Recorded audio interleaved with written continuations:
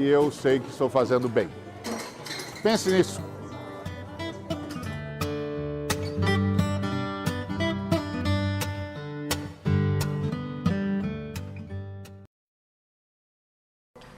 Privilégio muito grande estar com vocês aqui, em nome da Visão Mundial. Somos muito gratos a Deus. Estamos aqui um dia depois do fim do mundo, então é uma coisa impressionante, né? Essa é a primeira vez na minha vida que eu tenho essa sensação de estar vivendo um dia depois do fim do mundo. E você veja como a sociedade é frágil, né? Como é que alguém consegue convencer o mundo todo que uma civilização perdida determinou o fim do mundo e que ela sabe muito mais do que nós e, portanto, porque ela parou de contar numa determinada data uma proeza que era o óbvio ululante para quem observava o movimento do universo, saber contar os dias, que isso significava que o mundo ia acabar. Olha que sociedade frágil que nós vivemos. Está vendo porque a mensagem de Cristo é absolutamente essencial? É absolutamente essencial. Como é que pode sobreviver uma sociedade em que um sinalzinho arqueológico qualquer, que ninguém sabe direito o que foi que aconteceu, porque os arqueólogos são especialistas em contar uma história enorme a partir de um caco de cerâmica, você diz que o mundo vai acabar. Esse tipo de comoção, e é uma comoção, porque para nós aqui é uma brincadeira, mas muita gente cometeu suicídio. Muita gente se matou no mundo, em todos os lugares do mundo, porque acreditou que uma civilização perdida nas Américas, que foi injustiçada, é verdade, que foi destruída de forma bárbara, é verdade, mas achar que eles tinham controle sobre o fim do mundo. É inacreditável, está vendo? Por que é importante a gente ter fé na transcendência divina?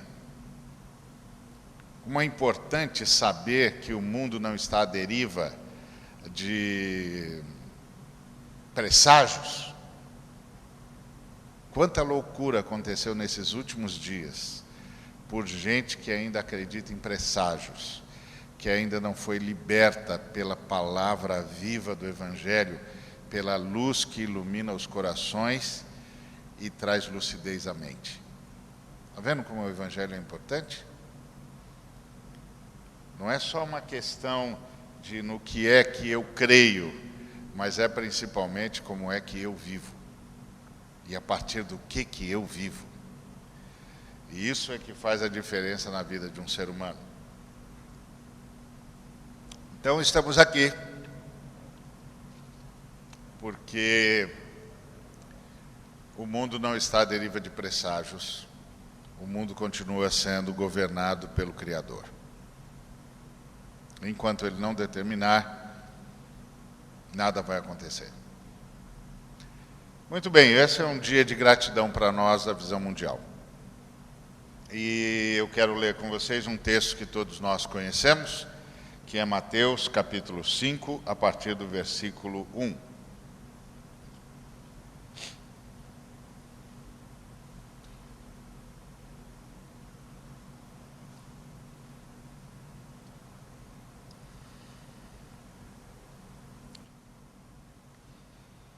Vendo Jesus as multidões, subiu ao monte.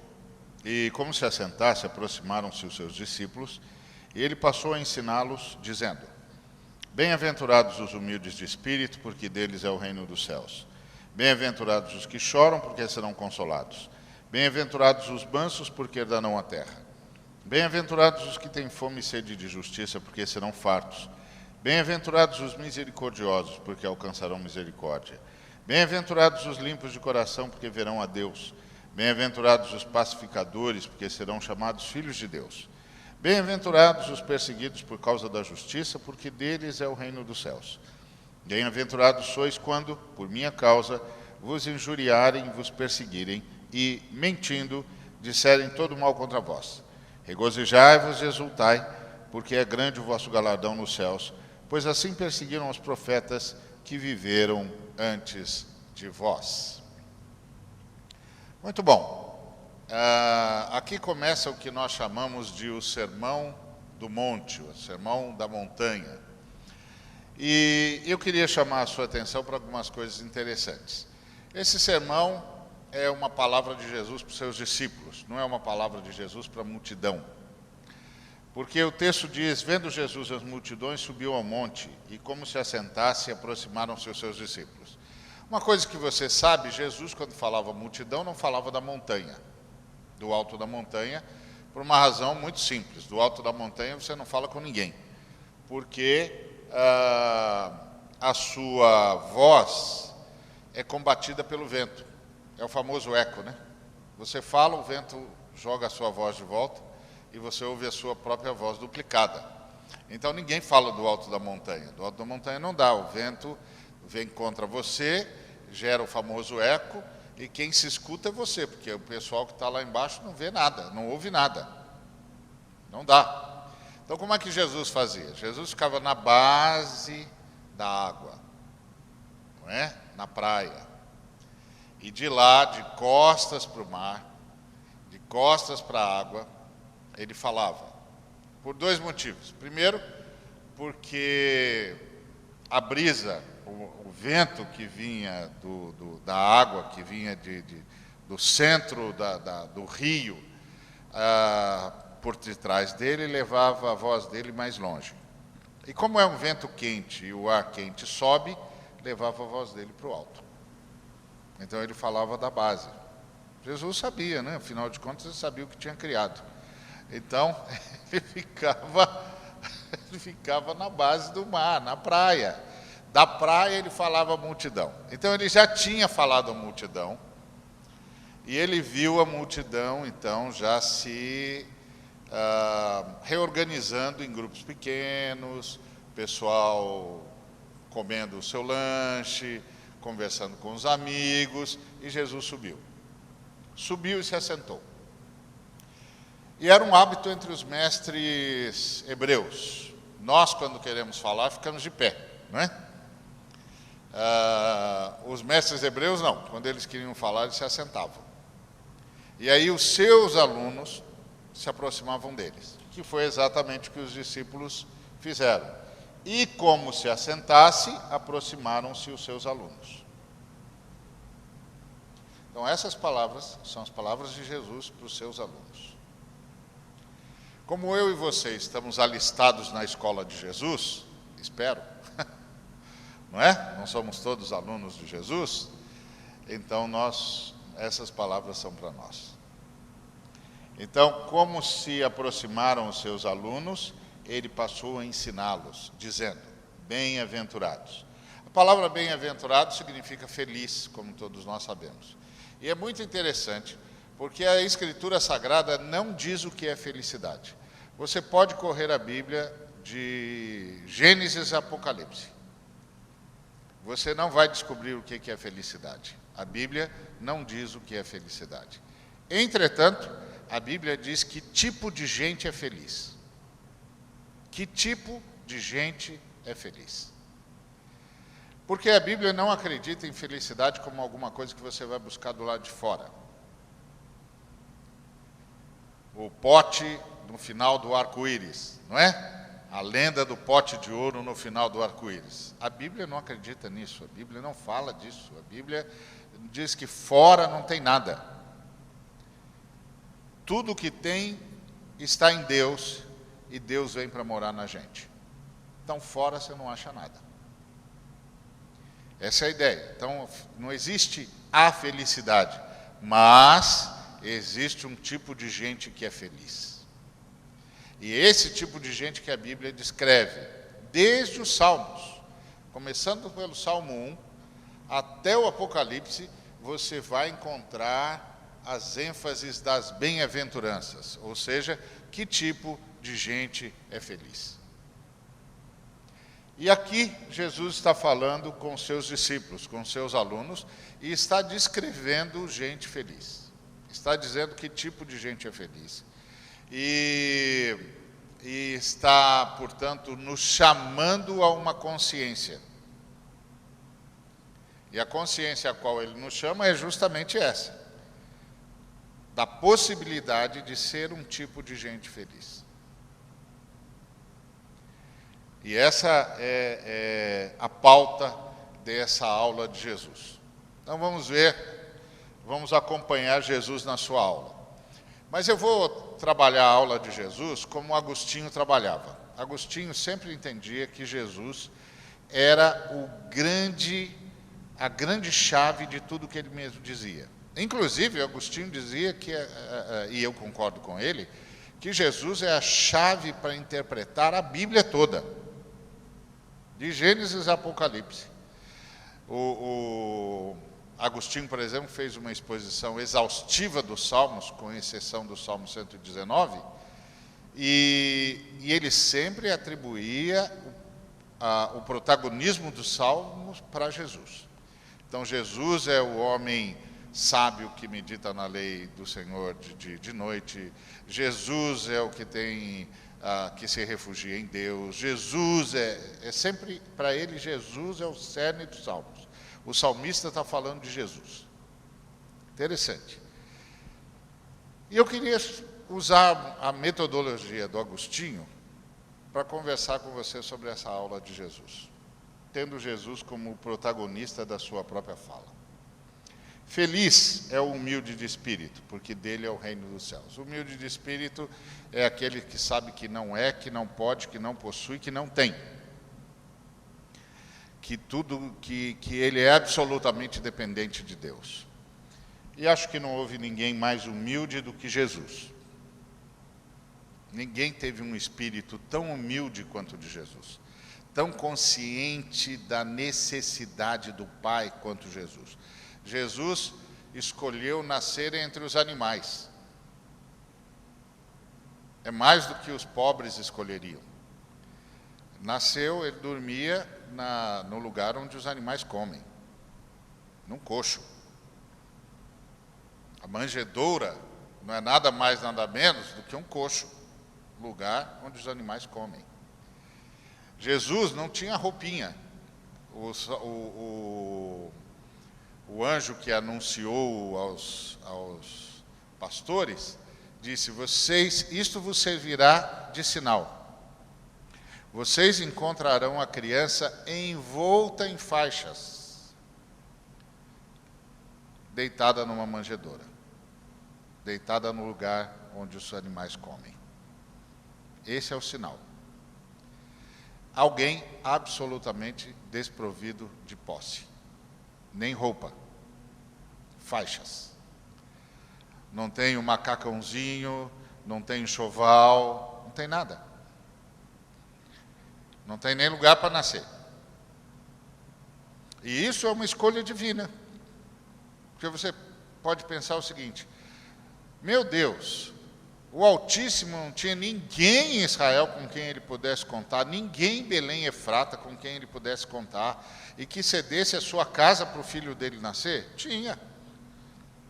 Claro que tinha. Os próprios pastores a quem os anjos anunciaram Jesus.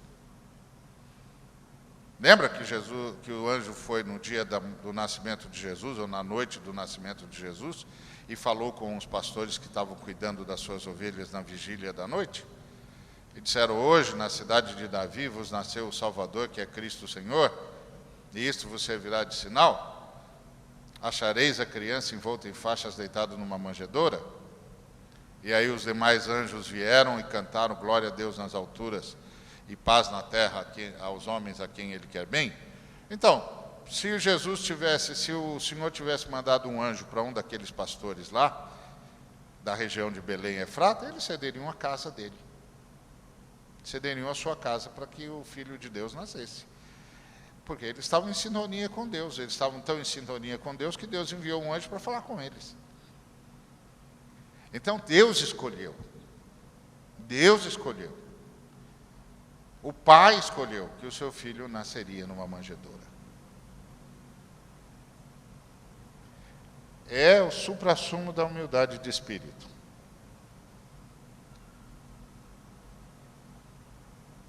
do saber que não tem, do saber que não pode, do saber que depende. E Jesus está absolutamente à deriva do Pai. O parto não foi programado. Maria não sabia contar o tempo do nascimento da criança. Aconteceu um milagre com ela, ela não sabe como contar milagre. Não tem parteira. Eles nem sabiam que ia nascer naquela hora. É José que faz o parto. Não tem lugar. Porque o Eterno decidiu que o seu filho nasceria entre os animais. E que não teria nada. Interessante. Agora, gente humilde de espírito é gente que pode abraçar todo mundo. Porque é gente que não se julga superior, não tem como. Não tem como se julgar superior. Porque toda discriminação tem a sua raiz em algum senso de superioridade daquele que discrimina, seja qual for. Todo cara que discrimina por se achar superior. Toda discriminação está radicada num senso de superioridade qualquer que toma conta de um ser humano por sabe lá Deus que motivo mais absurdo. Porque, afinal de contas, nós somos todos seres humanos. Não é? Estava conversando com o pastor Ney sobre a beleza do banco. Não é? Que o banco é o maior símbolo da igreja, porque o banco é assim, é para todo mundo. Você não tem como chegar e afastar a cadeira do outro. Não tem cadeira, meu filho. Ou senta no banco com todo mundo, ou fica em pé. Se você quiser ficar isolado, se você quiser se destacar, fica de pé. Se você quiser sentar, tem de se sentar com todo mundo. E não pode perguntar quem é que está no banco. É nesse banco aqui mesmo. Porque você veio aqui prestar culto ao mesmo Deus, isso iguala você a todos os seres humanos. Então não tem lugar privilegiado. Todo mundo assenta-se junto. Porque apresentar-se diante de Deus começa por equiparar-se a todos os seres humanos. Por entender que somos absolutamente iguais e estamos todos diante do único que é diferente no universo, o Criador. Porque tudo mais é criatura. Então Jesus é humilde de espírito por excelência. Ele abriu mão ele que tudo possuía, abriu mão de tudo que possuía. Abriu mão de toda a sua glória e se tornou um humilde de espírito. E a beleza do humilde de espírito é porque do humilde do espírito é o reino de Deus. A ideia é o reinado de Deus se estabelece na vida daqueles que abrem mão de ter. Porque quando alguém abre mão de ter, ele realmente precisa estar. Você pode pensar, ué, que jogo de palavras é esse? Não, não é não. É que na fé cristã, ser não é ter. Ser é estar. É estar totalmente na dependência de Deus. Tanto é que a grande frase cristã de transformação é: quem está em Cristo é nova criatura. Então, a grande frase cristã sobre transformação de vida é: quem está é. Não é quem tem. Quem está. Quem está em Cristo. Quem está totalmente dependendo do Cristo. quem está totalmente confiante no Cristo, quem está totalmente sob o governo do Cristo, quem está totalmente rendido ao Cristo, é. Quem não está, não é. Que bom que a gente fala português, hein? Na língua portuguesa dá para explicar isso direitinho. Quem está, é. Então, Jesus abriu mão de ter para estar. E ao abrir mão de ter para estar, realmente veio nos ensinar o que é ser. Ser é estar totalmente na dependência de Deus. E isso me torna solidário a todos. Isso me torna solidário a todas as criaturas, porque eu me dou conta de que só é quem não tem, só é quem está. Quem está absolutamente na dependência. E aí o reinado de Deus é dessa gente, porque nessa gente Deus reina com liberdade. Tá certo? Quando você não tem mais nada para defender, e você é totalmente dependente de Deus, você se torna como um vento que Deus pode soprar para onde quiser. Porque você não está seguro a nada, e não está segurando nada, e não precisa de nada. E não está levando nada consigo. Você realmente está pronto para ser soprado por Deus. Então Jesus era assim. E Jesus disse, feliz são os que choram. Os que querem abençoar, os que querem ajudar, os que querem socorrer, esses são os que choram. Aliás, quando ele entra em Jerusalém, ele diz que passou milênios chorando. Porque ele chega em Jerusalém e diz, Jerusalém, Jerusalém, que matas os profetas e apedrejas os que te são enviados. Quantas vezes eu quis aninhar-te como a galinha aninha os seus pintinhos e não me permitistes. Ele conta que há milênios ele vem chorando. Chorando por seu povo, chorando por sua cidade, chorando pela sua criação. E é justamente esse choro de Jesus que o traz a Jerusalém. Em carne e osso. Porque não é o choro passivo, é o choro compassivo. E o choro compassivo é o choro que se identifica com aquele por quem se chora. O choro compassivo é o choro que sofre com aquele sofredor por quem se chora. O choro compassivo é aquele que se responsabiliza por aquele por quem chora. Não é o choro passivo, é o choro compassivo. É o choro que se responsabiliza por aquele por quem chora. E foi isso que Jesus Cristo disse. Eu vim buscar e salvar o que se havia perdido. O choro dele é compassivo.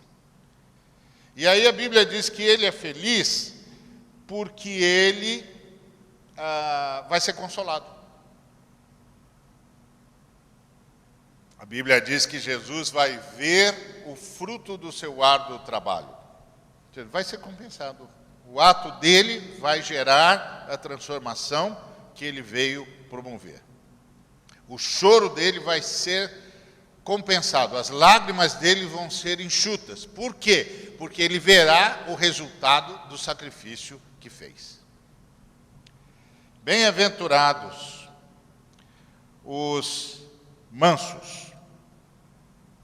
Manso é aquele que não sonega nada, que reparte tudo. Por isso que eles herdarão a terra. Porque se os soberbos herdarem a terra, ninguém mais vai ter terra. Certo? Os soberbos vão tomá-la toda para si. Mas se os mansos herdarem a terra será de todos, porque mansos são os que não sonegam, são os que distribuem, são os que repartem, são os que entendem que tudo que vem a eles vem para o bem de todos. Para eles todo pão é pão nosso. Esses são os mansos.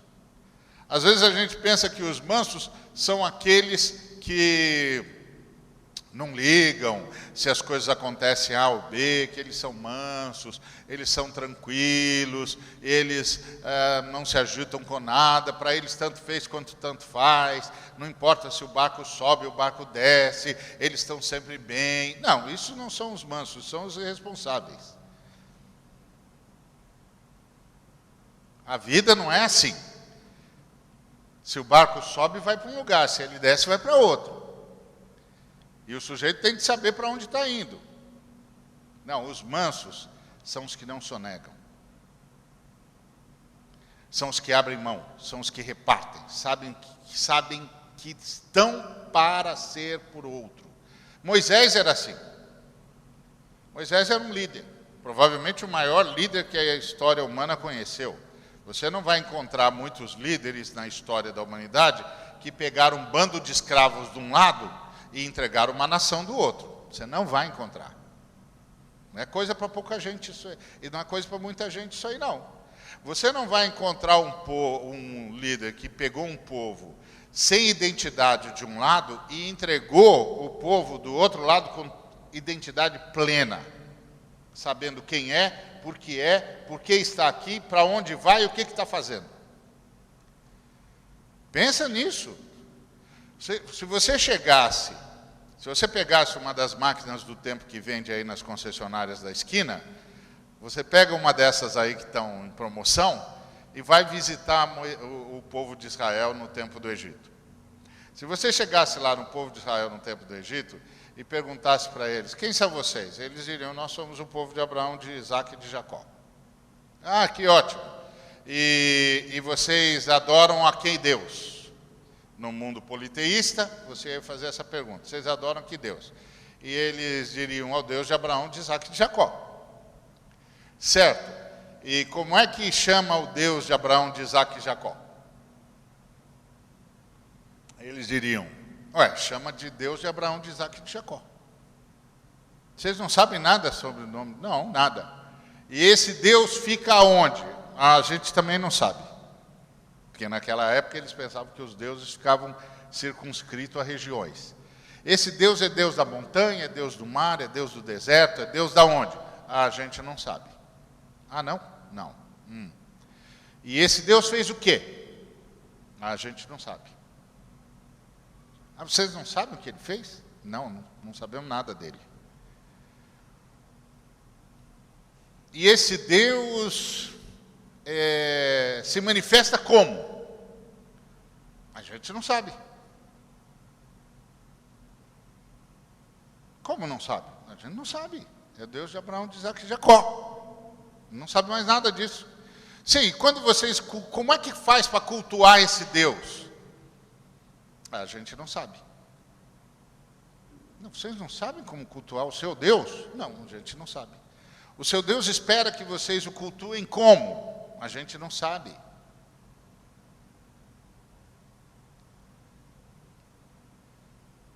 E o que vocês sabem?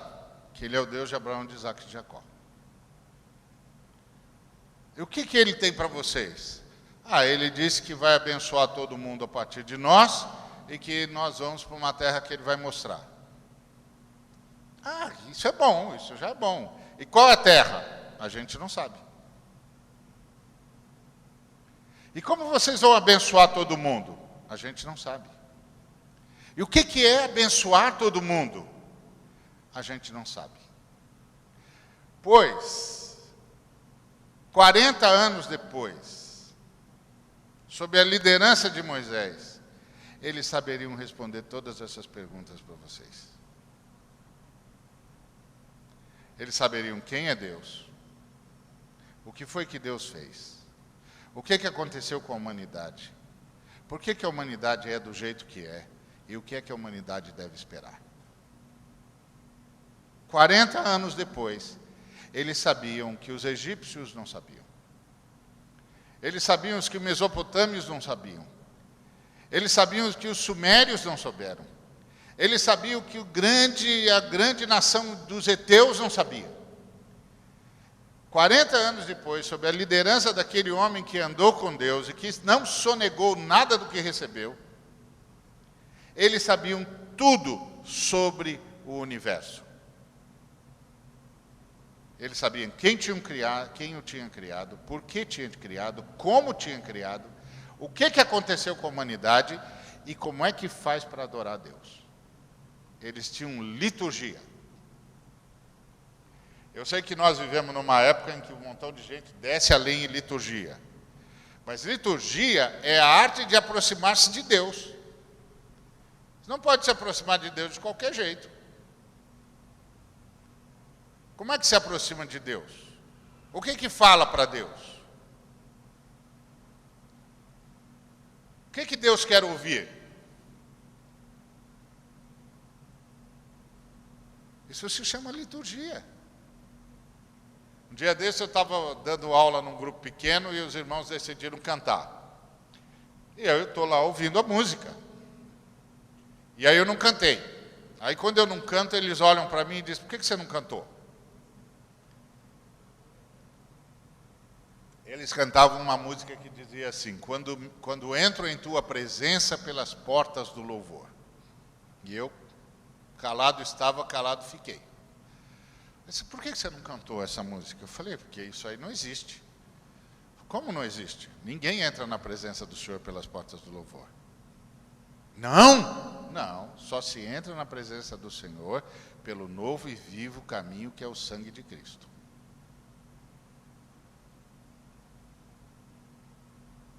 Não é com obra humana que se entra, não. O louvor é obra humana.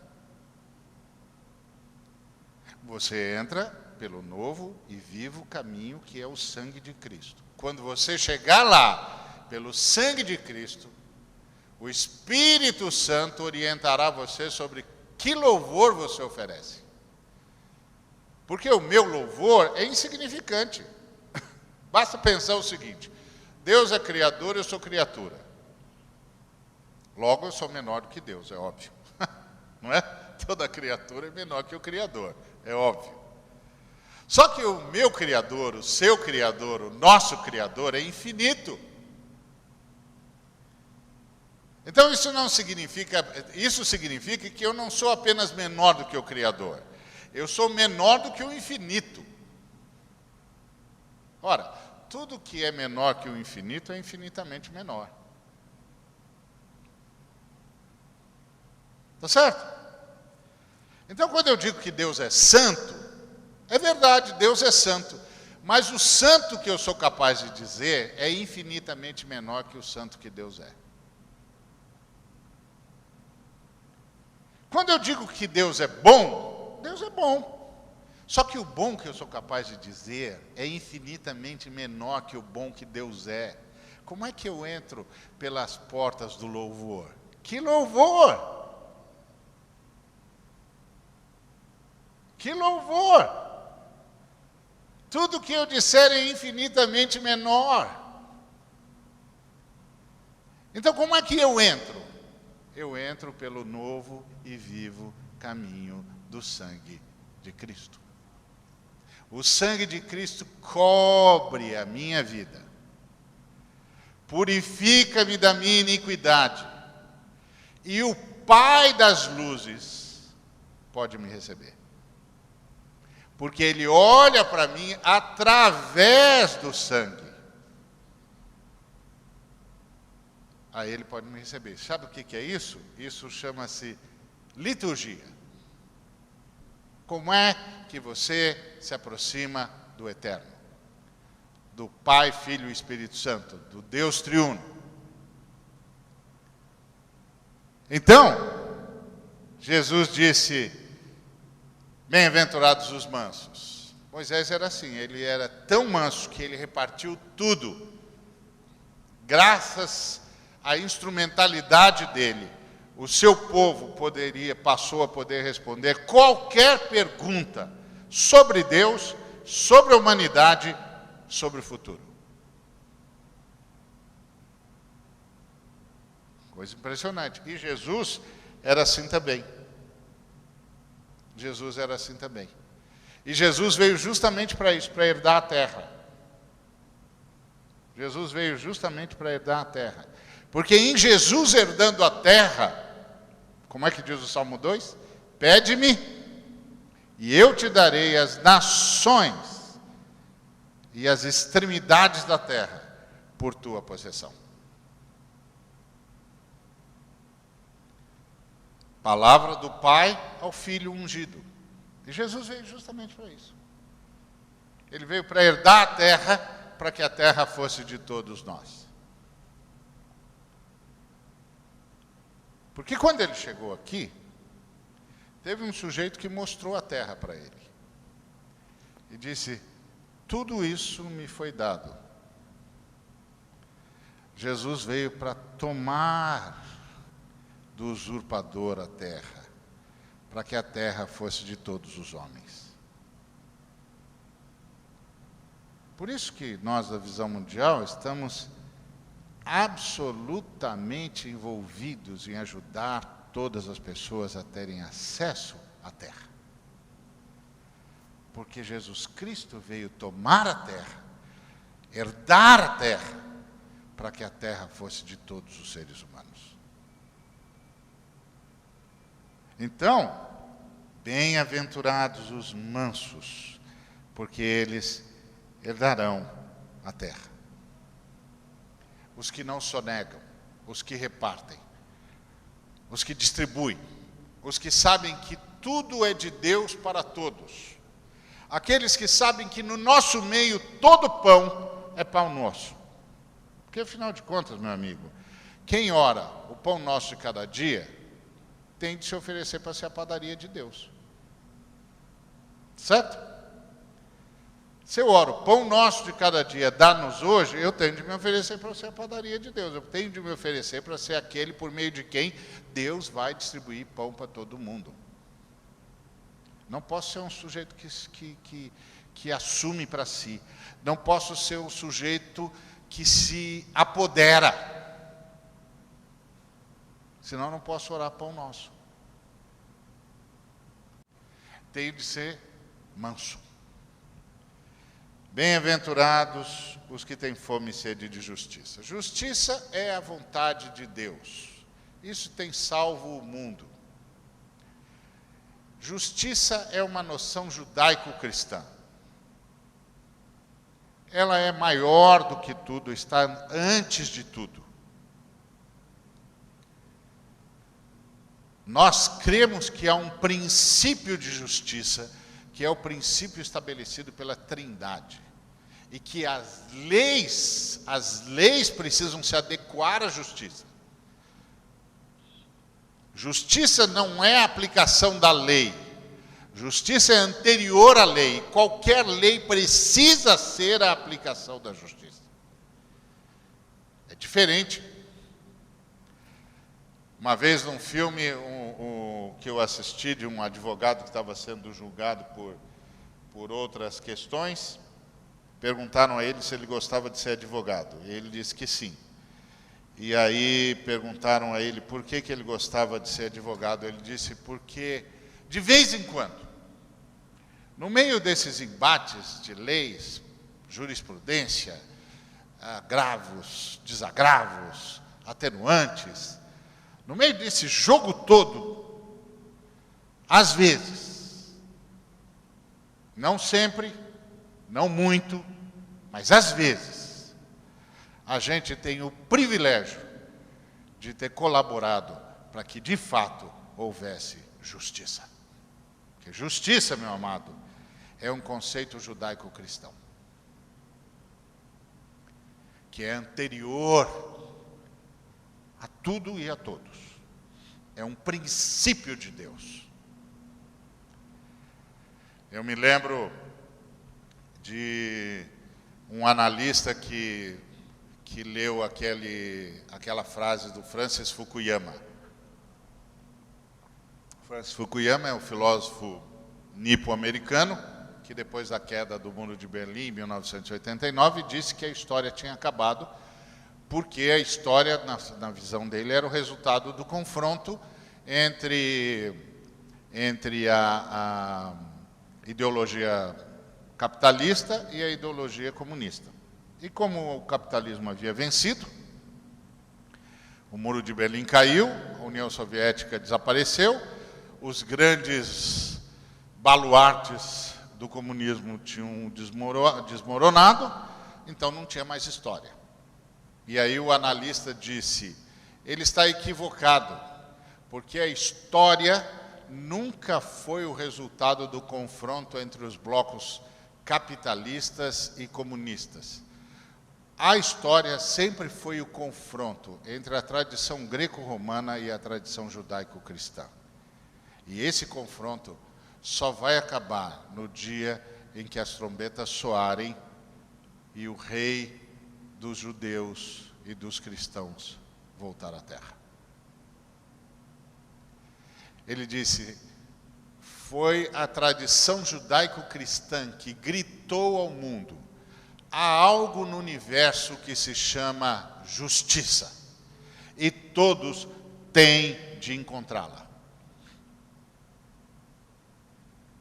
Há um Deus no universo, Pai, Filho e Espírito Santo, Criador e sustentador da vida. Ele estabeleceu um princípio para a vida. E esse princípio que ele estabeleceu para a vida, os profetas dele chamaram de justiça. Justiça. Corra a justiça como um rio que nunca seca, disse o profeta Amós. Esta é a vontade de Deus. Isso é um princípio norteador do universo. Justiça. E aí esse analista disse, enquanto a tradição judaico-cristã não for calada, a história continua. Porque enquanto o sol nascer e os cristãos estiverem entre nós, eles clamarão por justiça. Ponto. E ele está certo.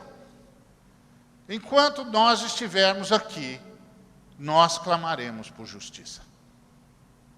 Esse é um princípio judaico-cristão. Esse é o princípio do Deus que se revelou a Abraão, a Isaque e a Jacó. Este é o princípio do Deus que se fez carne e habitou entre nós. E nós vimos a sua glória, a glória do único Filho de Deus. E é esse Jesus que tem fome e sede de justiça. E tem tanta fome e sede de fazer a vontade do Pai que abandona a sua glória. E abandona a sua glória desde antes da fundação do mundo. Desde antes da fundação do mundo.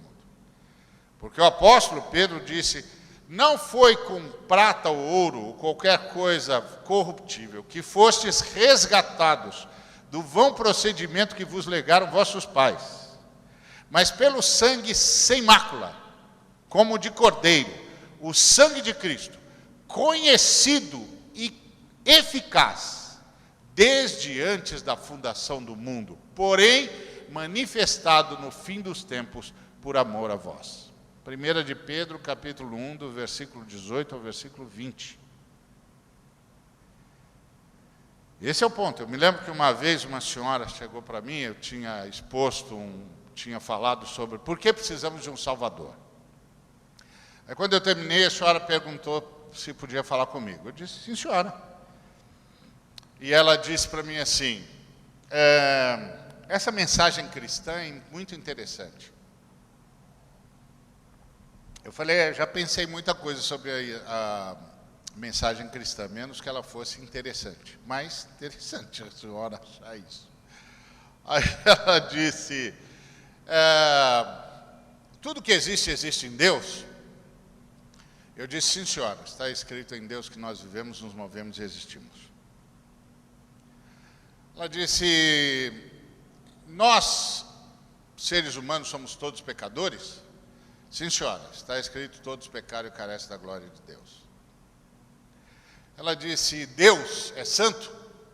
Sim, senhora, está escrito, sede santos, porque eu sou santo. Ela disse, interessante, então, tudo que existe, existe em Deus, nós existimos, logo nós existimos em Deus. Sim, senhora. Nós somos pecadores, exato, e Deus é santo, sim, e nós existimos em Deus. Sim, senhora. Ela disse, como é que um Deus santo carrega pecadores? A santidade de Deus não devia jogar a gente para a inexistência? Eu falei, sim, senhora. Exatamente. A senhora tem toda a razão. A santidade de Deus tinha de banir a gente da existência. Ela falou, então, como é que vocês explicam isso? Eu falei, ué, minha senhora, a senhora não conhece ninguém que sofreu transplante? Ela disse, conheço. Eu falei, que transplante que a senhora conhece? Ela falou, do coração. Eu falei, é o mais comum, né? Ela falou, é. Eu falei, então, qual é o problema de quem sofreu transplante? Ela disse, rejeição. Eu falei, exato. O corpo rejeita o órgão estranho, entra em colapso e morre, não é isso? Ela falou, é. Então não adianta fazer transplante, né, minha senhora? Ela falou, não, adianta. Eu falei, por quê? Ela falou, porque tem remédio. Ah, tem remédio? É, tem remédio que impede a rejeição. Eu falei, pois é, minha senhora, entre o Deus Santo e o homem pecador tem um remédio. É o sangue de Cristo. E ele é conhecido desde antes da fundação do mundo, minha senhora. Então, tudo que existe, existe por causa do sangue de Cristo. Inclusive a senhora. A senhora só está aqui porque o sangue de Cristo faz a mediação entre a sua existência e o Deus Santo. Aliás, se eu fosse a senhora, já entregava a vida para Jesus, porque a senhora já está vivendo as custas do sangue dele mesmo. Então, deixa o sangue dele terminar a obra, ué. Não é? Já está vivendo as custas do homem. Deixa o homem terminar o que começou. Olha o que levou, o que Jesus fez por fome e sede de justiça. Se você estivesse naquele dia em que Jesus disse, quem quiser vir após mim, a si mesmo se negue, tome a sua cruz e siga-me, e você tivesse perguntado para Jesus, quando foi que o senhor se negou e tomou a sua cruz? Ele teria dito para você, desde antes da fundação do mundo. Eu venho carregando a cruz desde antes da fundação do mundo, há milênios. E quando eu implantá-la no Gólgota, tudo estará consumado. Porque tudo que você vê e o que você não vê está fundamentado no sacrifício daquele que teve fome e sede de justiça. Que teve fome e sede de ver a vontade de Deus sendo feita, a vontade do Pai sendo feita. E abandonou a sua glória por causa disso. Interessante. Isso significa que o mundo está dividido entre a sombra da cruz e a luz da ressurreição. Tudo que foi criado à sombra da cruz. Tudo que vai ser retomado à luz da ressurreição. Por isso que o mundo de Gênesis é um mundo provisório e o mundo de Apocalipse é um mundo definitivo. O mundo do Gênesis, o planeta do Gênesis é um planeta provisório. Tem isso, dia e noite. Tem vida e morte. Tem bem e mal. Tem amor e ódio. São os opostos. Os opostos criam um estado de paradoxo. Aliás, os opostos conviverem é um milagre, porque os opostos se anulam. O fato dos opostos não terem se anulado só tem uma explicação. Tem algum milagre no universo. Porque a própria matemática nos ensina que não é possível. Mais 2 e menos 2 não podem viver juntos. Como é que vida e morte vivem? Como é que bem e mal convivem? Como é que verdade e mentira convivem? Como é que amor e ódio convivem? Quem está sustentando o paradoxo? O sangue de Cristo. O sangue de Cristo. Por isso, a primeira coisa que aconteceu foi o decreto de Deus, haja cruz. Se Deus não tivesse decretado primeiro haja cruz, não valeria a pena dizer haja luz. Fome e sede de justiça. Porque o Pai queria repartir o privilégio de existir. Fome e sede de ver a vontade do Pai sendo feita. E aí ele disse, serão fartos. Então um dia isso tudo vai ser assim. Isso tudo vai ser assim. Bem-aventurados os misericordiosos, aqueles que não olham para o ser humano baseado no seu erro, mas baseado no amor com que Deus o ama. Isso é misericórdia. Ninguém fez isso mais do que Jesus. Aliás, os inimigos dele o acusavam de ser misericordioso. Se é que é possível acusar alguém de ser misericordioso, Jesus deve ter sido o único cara do mundo que foi ameaçado de condenação porque era misericordioso. Porque os fariseus diziam: como é que você recebe publicanos e pecadores? Como é que você pode ser misericordioso? Vocês estão bravos comigo porque eu sou misericordioso? Vocês estão bravos comigo porque eu não os trato segundo o erro deles, mas os trato segundo o amor com o qual o Pai os ama? Vocês vão me condenar porque eu perdoo? Vocês vão me condenar porque eu abrigo arrependidos? Vocês vão me condenar porque eu ando com qualquer ser humano e recebo qualquer ser humano? Jesus é o único ser na história condenado por ser misericordioso. Ele anda com pecadores. Ele recebe publicanos. Ele perdoa pecados.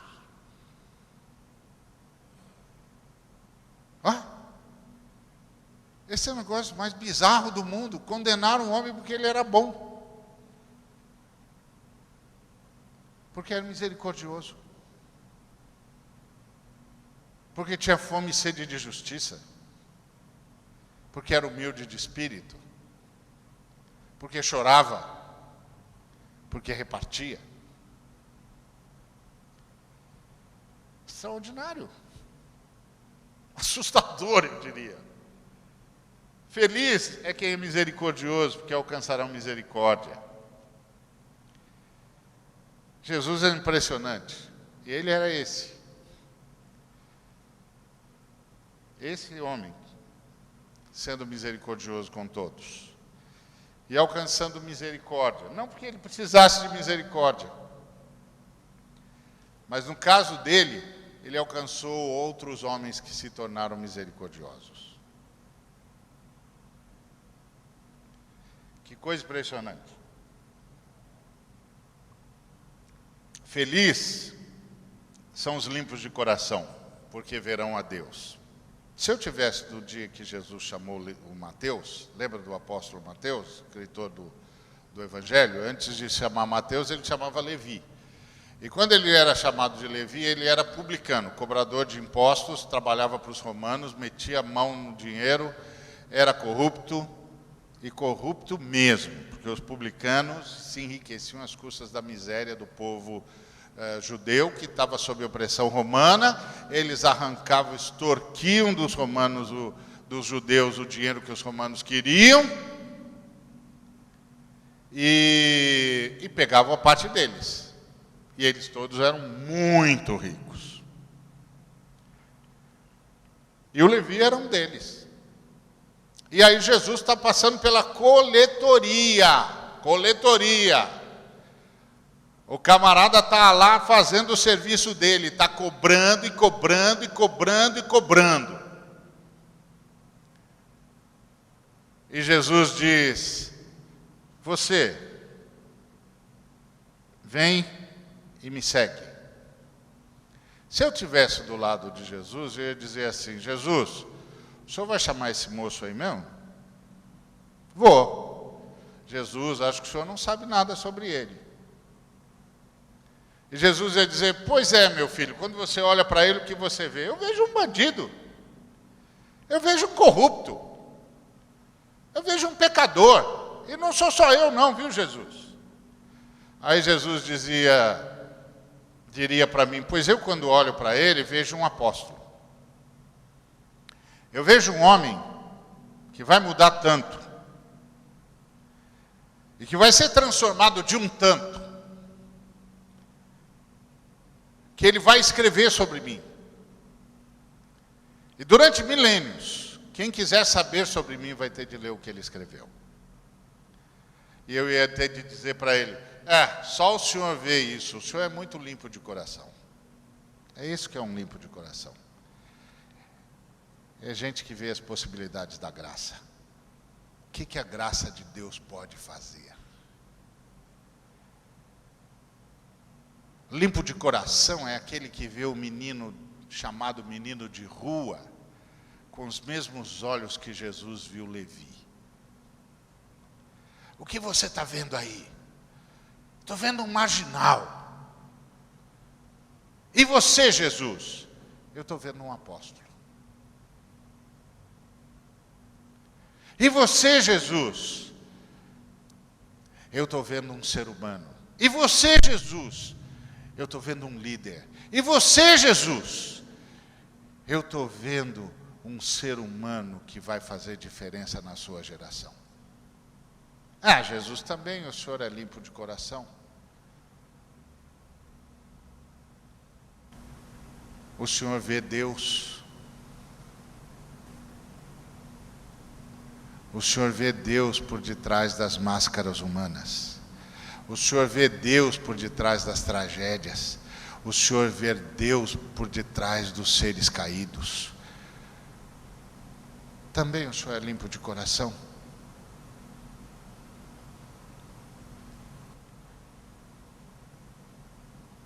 Feliz é o limpo de coração.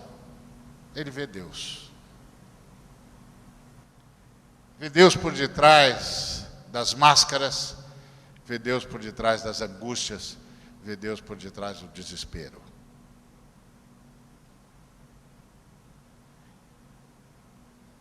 Feliz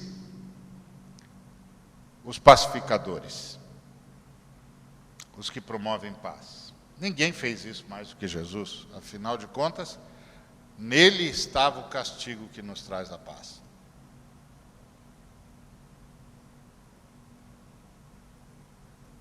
Nele estava o castigo que nos traz a paz. Ele celebrou a paz entre Deus e nós, entre a Trindade e nós, entre nós e a Trindade. Ele trouxe paz ao universo. Ele trouxe a esperança de salvação, de redenção, de renovação. Feliz. Então Jesus está descrevendo um tipo de pessoa que é feliz. E se você me acompanhou até agora, você deve ter chegado à conclusão: Ari, então feliz é só Jesus mesmo. Porque só Jesus é capaz de abrir mão de tudo o que tem para nascer entre os animais. Então feliz é só Jesus mesmo. Porque só Jesus é feliz, é capaz de ter o choro compassivo. Que se envolve com o ser por quem chora até não ter mais nenhum motivo para chorar por aquele ser. Só Jesus é feliz mesmo, porque só Jesus não sonega, só Jesus distribui tudo. Então tá certo, feliz é só Jesus mesmo, porque só Jesus tem fome e sede de justiça, fome e sede de ver a vontade do Pai sendo feita, a ponto de dar a sua vida antes de tudo. Ficar pensando que Jesus Cristo se decreta a morte para que pudesse haver vida, é assustador. É assustador. Aí eu consigo entender porque no Gênesis aparece o caos. O caos é um ambiente que nasce da pré-existência da morte, no decreto de Deus. Então que ambiente é esse que nasce quando Deus diz: ok, então vamos à morte? A Bíblia chama esse ambiente de caos. Mas a Bíblia diz que havia uma força tão intensa na morte de Deus, que por causa dessa cruz ele arrancou a vida do caos. Impediu que o caos fosse decisivo quando nós pecamos. E a cruz dele é tão forte que um dia, graças à cruz dele, o caos não fará mais nenhum efeito. Isso é impressionante. Foi impressionante. Essa mensagem é extraordinária. Por isso que, como disse Teilhard de Chardin, a fé cristã é a única confissão no universo que não acaba num beco sem saída. Porque a fé cristã conta de um ser que morreu para vencer a morte.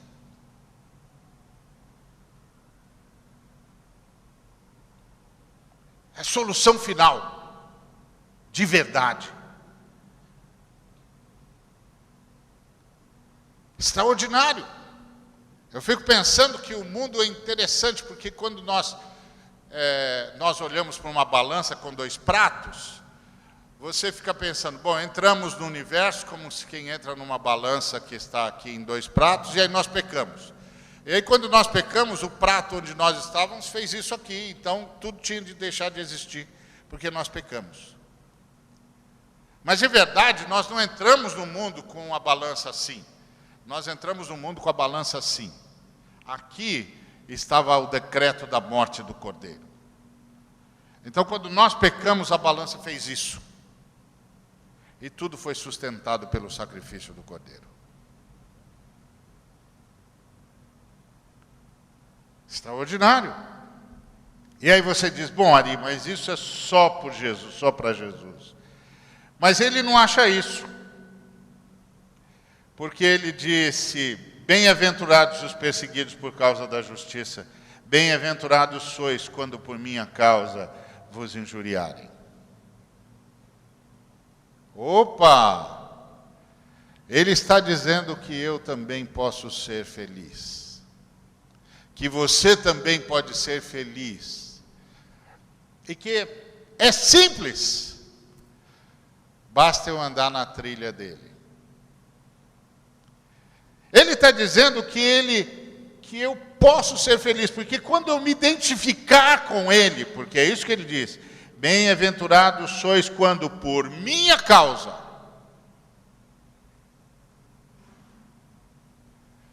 Então ele está dizendo que eu posso me identificar com ele. E quando eu me identificar com ele, ele vai me fazer relativizar todas as coisas e eu me tornarei humilde de espírito. Quando eu me identificar com ele, ele me fará chorar compassivamente e eu me tornarei um libertador. Quando eu me identificar com ele, ele me fará distribuir tudo que passar por mim. E eu me tornarei um provedor. Ele diz que quando eu me identificar com ele, eu estarei pronto para abrir mão de qualquer coisa, para que haja justiça, para que todos os seres humanos sejam iguais, para que entre os seres humanos não haja mais nenhuma diferença, para que todos se vejam como irmãos.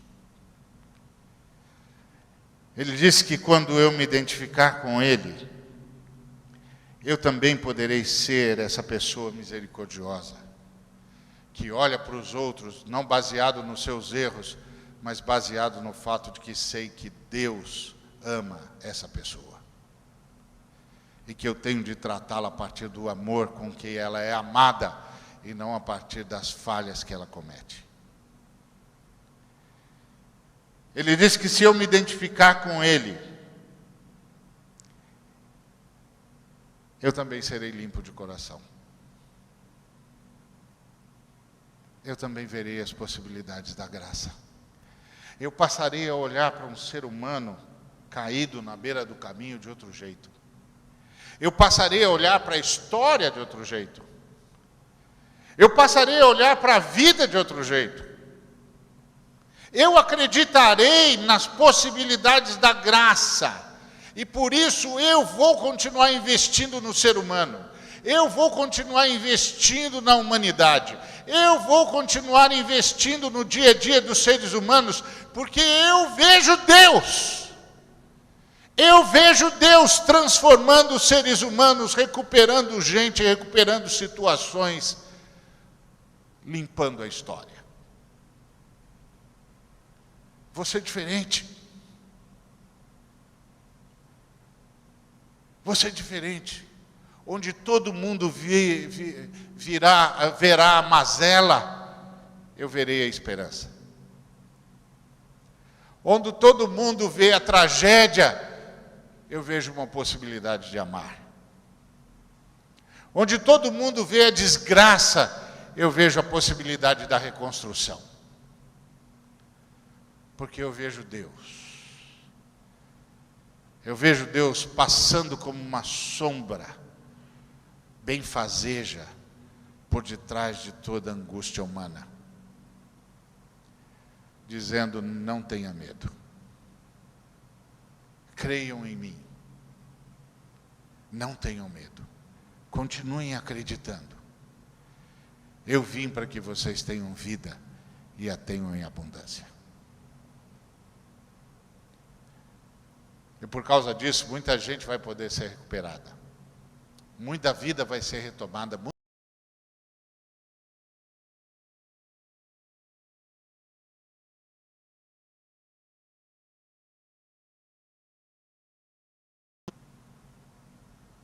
Deus muda histórias, Deus muda a gente, Deus muda a vida. Ele está dizendo que se eu me identificar com Ele, eu vou me tornar um pacificador. Isso na Bíblia é muito, muito forte. Porque o apóstolo Tiago disse que justiça é um fruto que se semeia na paz. Que é um texto difícil, muito difícil. Porque quase todo mundo diz que a paz é o resultado da justiça. O Tiago está dizendo que a justiça é resultado da paz. Ué, o que o Tiago está falando? O Tiago está falando que se houver uma briga entre mim e o João, a única possibilidade do direito vir à tona é se um dia eu for convencido por Deus que eu tenho de ter paz com João. E no dia em que eu for convencido por Deus que eu tenho de ter paz com João, vai ser a primeira vez em que eu vou admitir que o João também tem direito. E vai haver espaço para a justiça. Porque só há espaço para a justiça onde o coração humano encontra espaço para a paz. Sabe por que o sistema penitenciário no Brasil é um sistema de vingança e não um sistema de justiça? Porque a sociedade brasileira não é uma sociedade que busca a paz. É uma sociedade que ainda busca a vingança. Não é incomum você ouvir um brasileiro dizer a respeito de determinados criminosos: ele vai ver quando ele chegar na prisão. Como ele vai ver quando ele chegar na prisão? A prisão é a tutela do Estado. Ele vai estar lá para ser corrigido, para ser reeducado, para receber de novo os insumos da civilização, para recuperar a sua civilidade. Como ele vai ver? Que frase é essa? Essa é a frase da vingança. Que é a ausência do desejo pela paz, portanto, a ausência da possibilidade do perdão. Porque o perdão, meu irmão, resolve os problemas emocionais e permite a verdadeira justiça. Porque a justiça resolve o problema técnico. No problema emocional, só o perdão resolve. Se você é lesado por um amigo, vamos supor que ele rouba um dinheiro seu, a justiça resolve o problema do dinheiro. Mas e a sensação que você tem de que foi lesado por um amigo? E o custo emocional disso? Isso a justiça não resolve, meu amigo. Isso só vai se resolver se houver perdão. E só vai haver perdão no seu coração se você for alguém disposto à paz. Por isso Jesus veio para trazer, para celebrar a possibilidade da paz. E eu posso ser como ele. O que quer dizer, meu amado, que eu posso ser feliz. E aí o texto disse, regozijem-se, porque não vai ser fácil, porque as pessoas não gostam de gente feliz. As pessoas querem vingança, não conseguem conviver com quem quer paz e com quem semeia perdão. As pessoas querem ter, não conseguem conviver com quem abre mão de possuir para ser. As pessoas choram por si, não conseguem conviver com quem chora pelo outro, a ponto de se envolver com a vida do outro até que a vida do outro esteja resolvida. Difícil, muito difícil. As pessoas medem o ser humano pelo que ele faz e não pelo quanto ele é amado pelo seu Criador. Não conseguem conviver com gente que é misericordiosa. As pessoas acumulam, não conseguem conviver com gente que distribui.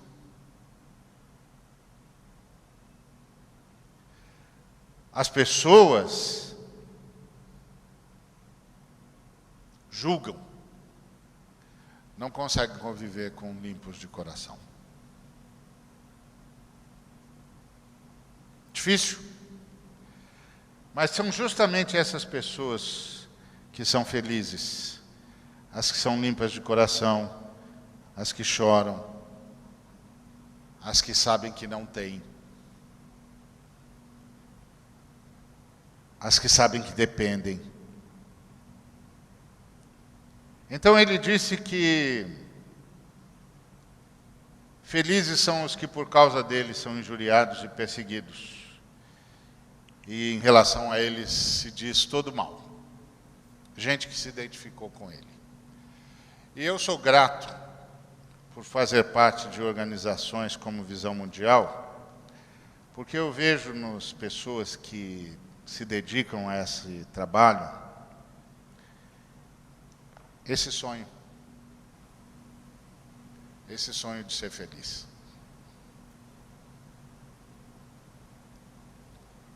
Esse sonho de ser feliz como Jesus de Nazaré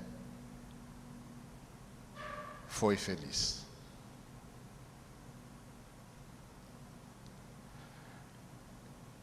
Eu não consigo imaginar Jesus de Nazaré carrancudo. Para mim, Jesus de Nazaré era alguém que estava sempre sorrindo, brincando, abraçando, saboreando a vida.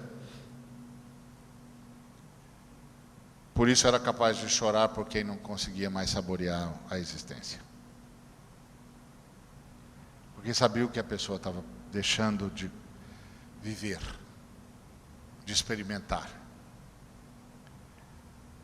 Porque só chora pelo outro quem é capaz de perceber o que o outro está perdendo.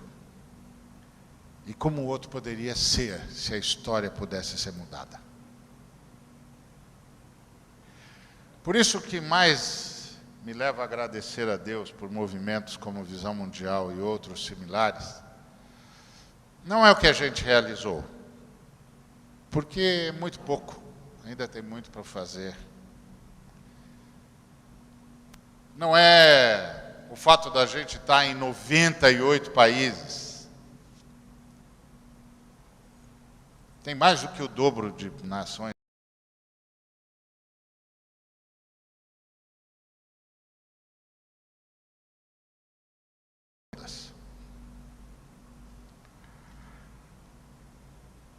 Não é por sermos a organização não governamental que mais colabora para combate à fome no mundo.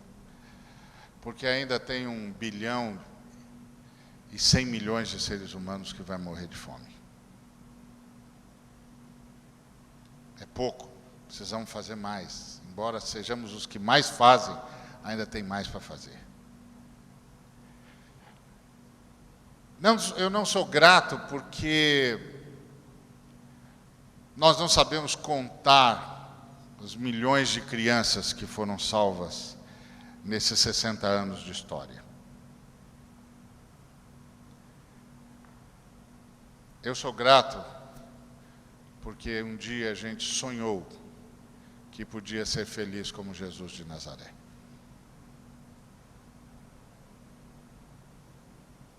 Um dia a gente sonhou que podia ser como Ele, humilde de espírito, compassivo.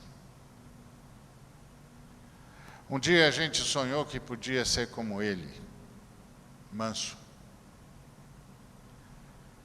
faminto por justiça, misericordioso,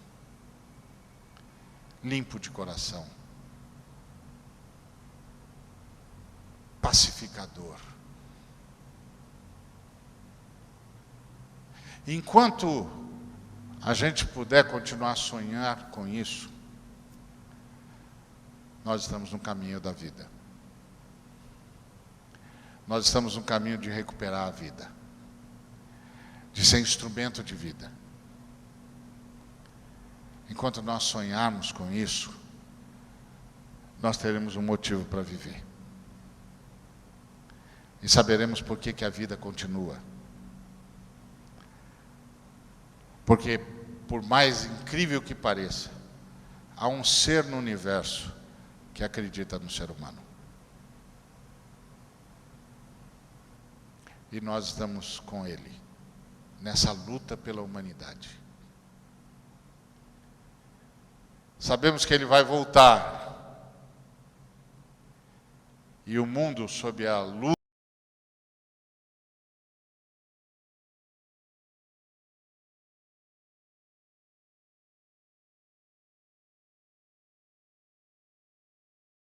Ele nos deu a tarefa de influenciar o mundo, para que quando ele voltasse, ele pudesse ver em um punhado de seres humanos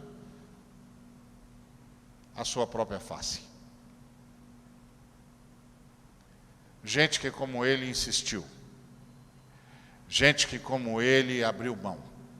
Gente que como ele relativizou por reconhecer que o valor não estava na coisa, não estava em ter, estava em estar. Gente que chorou como ele. Gente que distribuiu como ele. Gente que teve fome de justiça como ele. Gente que como ele foi misericordioso, tratou o outro com o amor de Deus.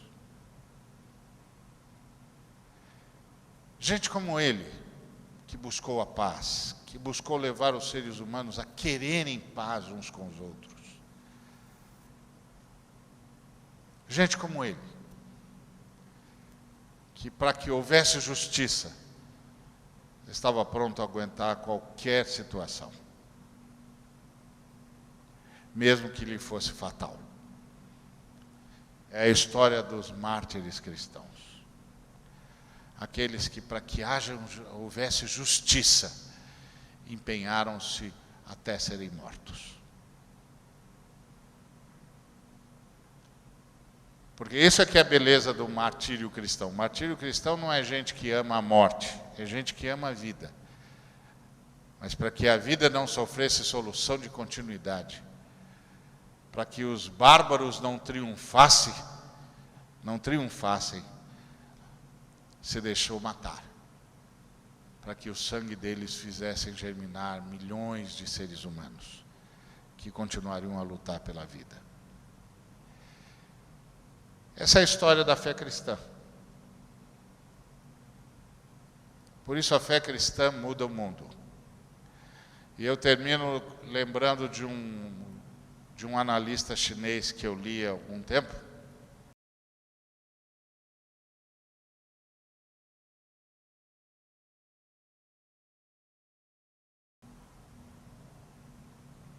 E ele disse, bom, a China vai ser a primeira nação do mundo, é inexorável, inevitável, etc, etc.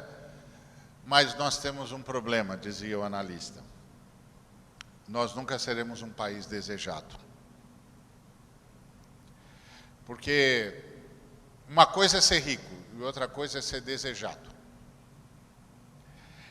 Uma coisa é ser rico, outra coisa é ver o restante do mundo querendo ser como a gente. Nós não vamos ser um país desejado. Para nós sermos um país desejado, nós temos de aprimorar intensamente a nossa ética. E aí ele disse, mas aí nós temos um problema. E o problema é o seguinte, as únicas nações do mundo que se tornaram nações desejadas e que tiveram um aprimoramento ético a ponto de se tornarem nações desejadas, são as nações onde os cristãos foram a maioria e impuseram a sua forma de ver o mundo e de ver o homem. Eles aprimoram as nações.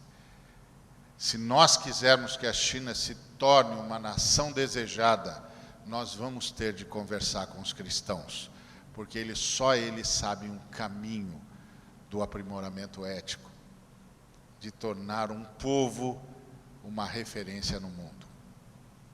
Eu fiquei impressionado, eu estava vendo um cara herdeiro do Mao Tse Tung, dizendo, se nós quisermos ser uma nação desejada, nós vamos ter de conversar com os cristãos, porque só eles formaram nações assim. Isso é a fé cristã, meu irmão. Não deixa ninguém enganar você pensando que a fé cristã é essa coisa patética, em busca de riqueza pessoal, de glória e glamour humano. Não se permita ser enganado. A fé cristã é essa busca por ser como Jesus de Nazaré. Porque em Jesus de Nazaré nós vemos Deus como Ele é e vemos o homem como ele pode ser. É isso que sustenta a nossa existência. Isso é ser feliz. Como eu disse, as Escrituras não dizem o que é felicidade, mas as Escrituras dizem que tipo de ser humano é feliz. E os cristãos querem ser esse tipo de ser humano, a imagem de Jesus de Nazaré, verdadeiramente Deus e verdadeiramente homem. Vitor Hugo disse, quando os grandes líderes espirituais apareceram na humanidade, nós vimos velas que se acendiam. Mas quando Jesus de Nazaré apareceu, nós vimos o sol. Isso é a fé cristã. É por isso que nós somos gratos. Porque nós somos uma organização cristã, dizendo ao mundo que Deus amou o mundo de tal maneira que deu o seu único Filho, para que todo aquele que nele crê não pereça, mas tenha vida. E uma qualidade de vida que a Bíblia chama de eterna. Não é uma vida que não tem fim, é uma qualidade de vida. Uma vida abundante, onde todos os seres humanos são iguais, onde todos os seres humanos são irmãos, onde a única bandeira que tremula é a bandeira do reinado de Deus. E quando tremula a bandeira do reinado de Deus, tremula a bandeira da humanidade. Que Deus nos abençoe. Obrigado, Ari. Queria te convidar a se colocar em pé nesse momento e fechar os seus olhos. Eu tenho certeza que o Espírito Santo ministrou o seu coração. Feche os seus olhos e fale, Jesus, me ajude a ser mais igual ao Senhor. Me ajude a ser menos como eu sou. Eu quero ser mais parecido com o Senhor.